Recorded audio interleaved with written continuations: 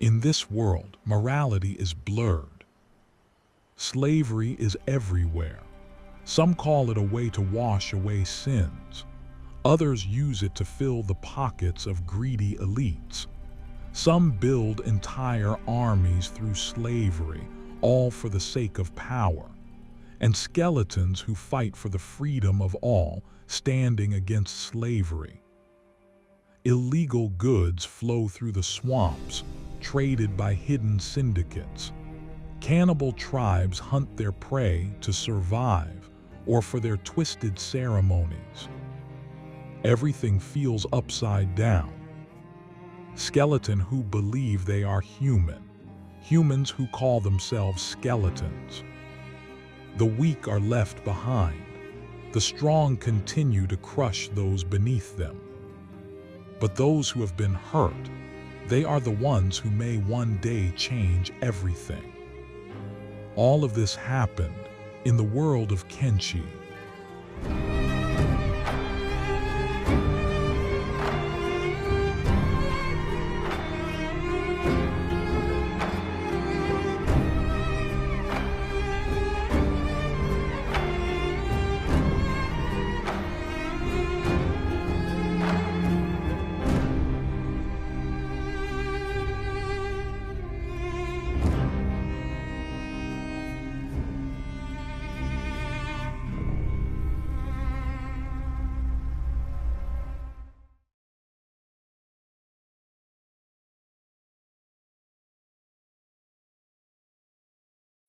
Bonebone stood amid the ruins of Bast city. At his side, a small puppy bonedog stand quietly, staring up at him with wide, innocent eyes. Cute but useless. For a fleeting moment the thought crossed his mind. Slaughter it, eat it, survive one more day. But those big, pleading eyes stopped him cold. He couldn't bring himself to do it. Bonebone turned his gaze to the surroundings. Nothing but crumbled walls, broken stone, and a few rusted prisoner cages scattered like forgotten bones. One building still stood mostly intact. He stepped inside. Just piles of worthless trash. Rotting debris, shattered scraps, nothing worth salvaging. Bonebone decided it was time to leave that place. But where to? To the north, likely nothing but endless obstacles. To the west, perhaps only knowledge and medicine awaited. To the south, maybe some shelter when he truly needed it. In the end, Bonebone turned east and started walking. The little puppy bonedog followed quietly behind him. Bonebone noticed, but he ignored it, keeping his eyes forward. The journey east proved far from easy. From time to time, Bonebone caught sight of tattooed gangs locked in brutal fights with groups of warriors, or savage beasts tearing into yet other bands of swordsmen. This land felt hostile, far too dangerous for someone as weak as he was. Bonebone chose to avoid trouble whenever possible. He moved quietly, sneaking from shadow to shadow.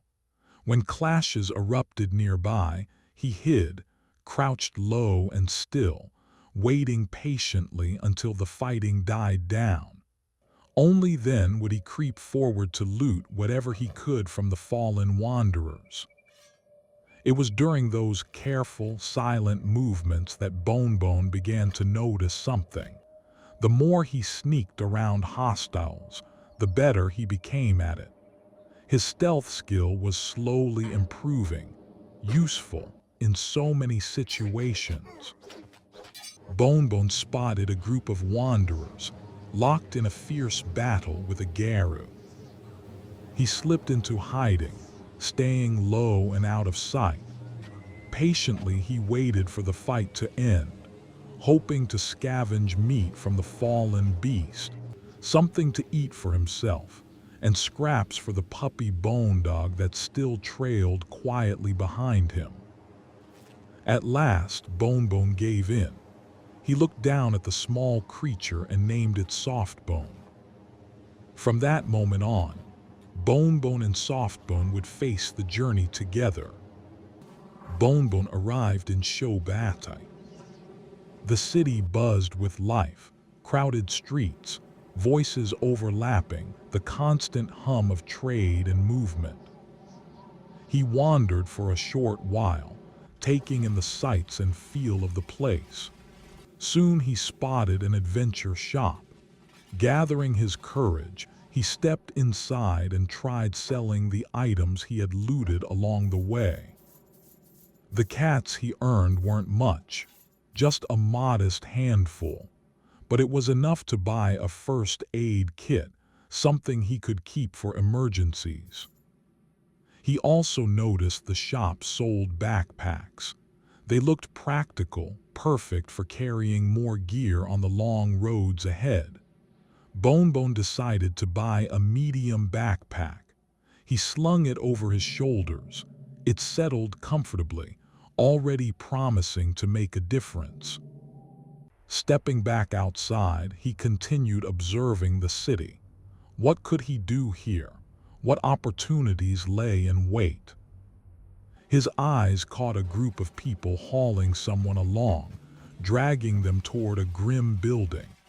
He followed quietly and soon learned its name, the slave market, a place where people bought and sold slaves. He watched as transactions took place, slaves changing hands for around 400 cats. Bonebone stood there thinking, how could he get captives of his own to sell? As he pondered, he noticed something else. Fights broke out often near the city, clashes between wanderers, quick and brutal. That was it. The fallen wanderers, defeated, unconscious, or worse, could be stripped of their gear and carried straight to the slave market. A grim but practical plan began to form in his mind.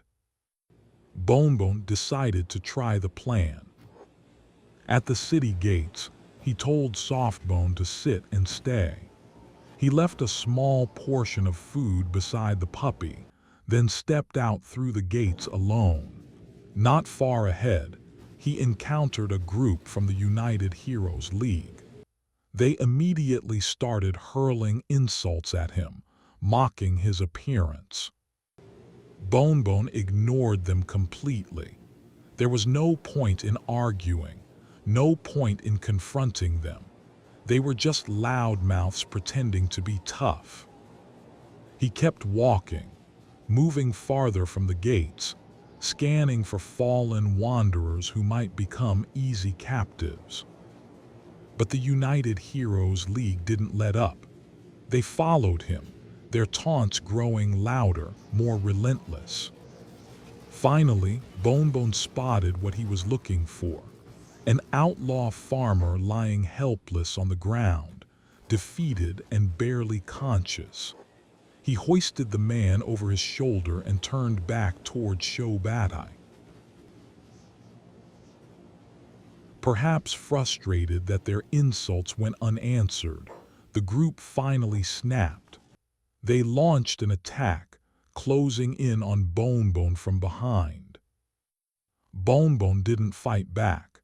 He just ran, carrying the heavy burden, legs pumping toward the safety of the gates. He was almost there when the city guards spotted the commotion. They rushed out and turned on the United Heroes League, evening the odds in an instant. Now that the numbers felt balanced, Bonebone joined the fray. Softbone, watching from the gates, saw his master fighting and charged in without hesitation, teeth bared and snarling. The battle ended quickly. The United Heroes League lay scattered and broken on the ground.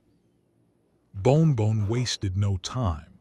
He looted whatever looked valuable from the fallen, weapons, anything worth selling.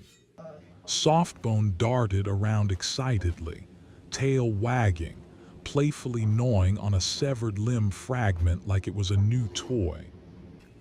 On the way to the slave market, Bonebone noticed something useful. Carrying the heavy captive while walking was making him stronger. His strength was slowly increasing with every step under the load.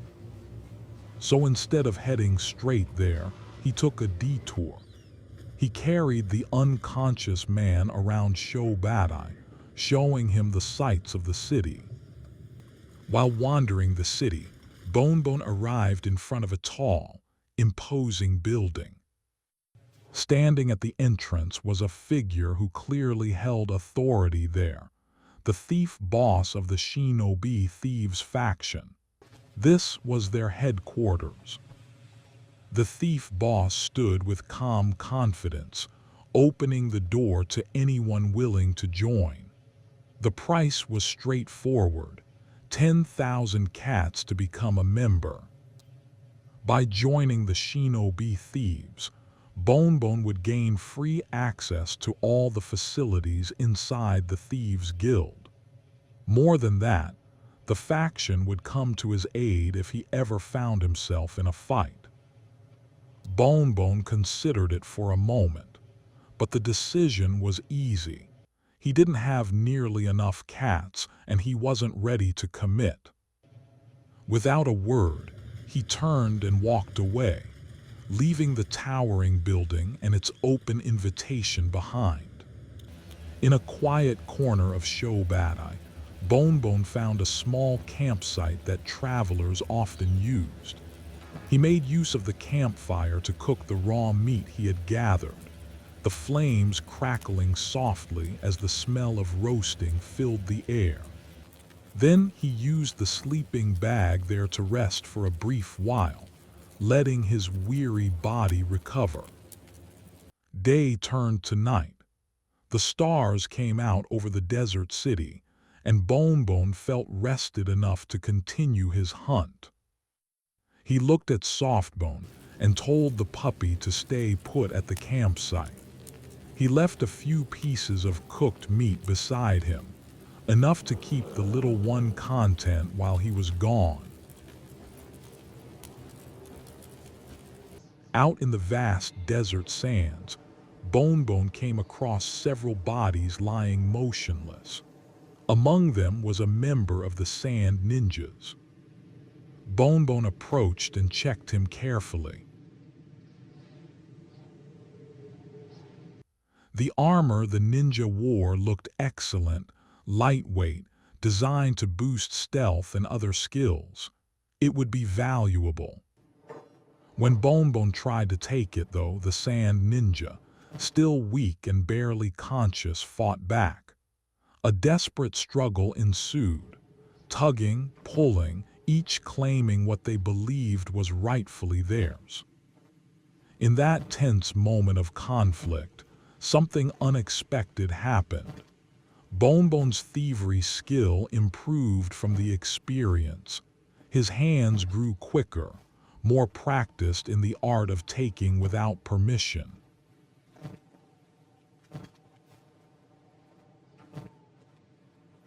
In the end, he succeeded.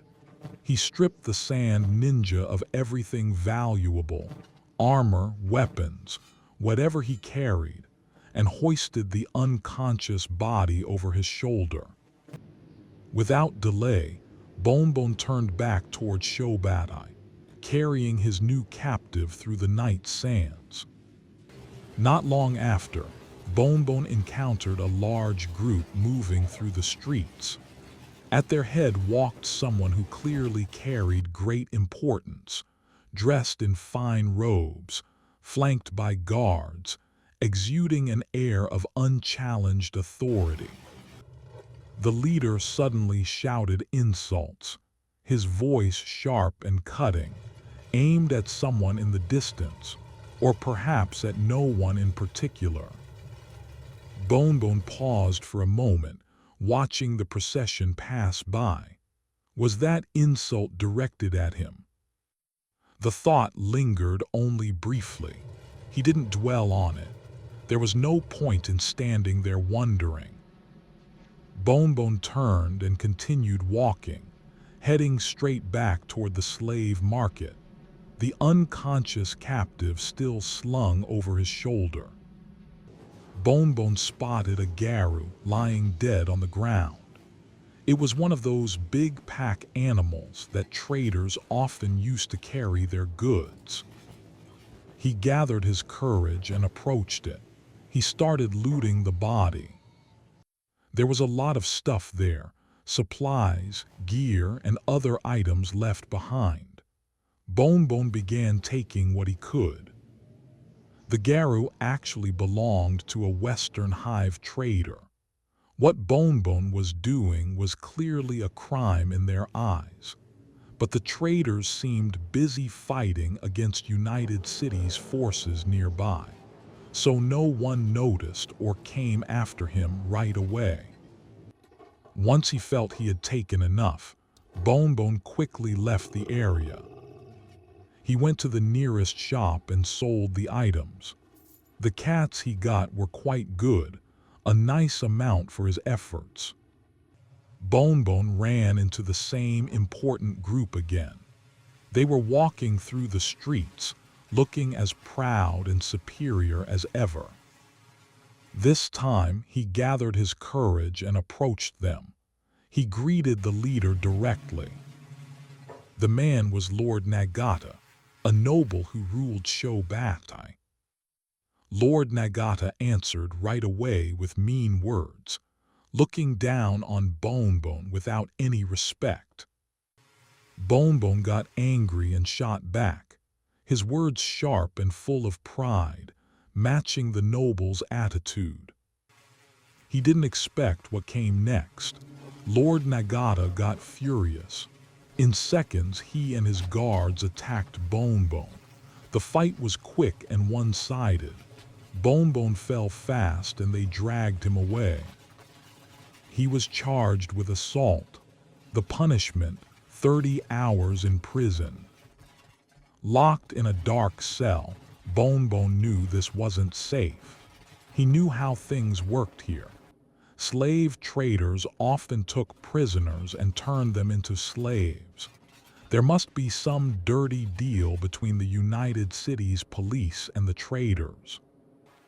Bonebone was a slave hunter, not a slave. He refused to become one.